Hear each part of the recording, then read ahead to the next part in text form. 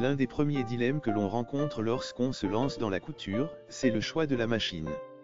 Le plus important consiste à déterminer quelles fonctions vous seront nécessaires.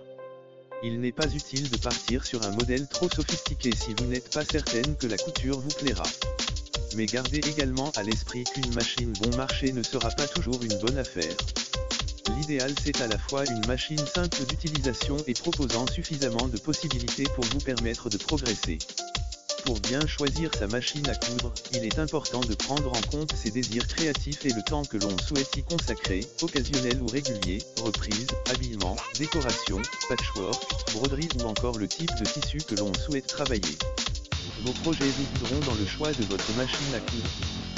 Quel que soit le budget que l'on souhaite investir ou l'usage que l'on attend de sa machine à coudre, elle doit proposer les points de couture de base, points droits, points zigzag et boutonnières, de préférence automatique en un temps, à défaut en 4 temps.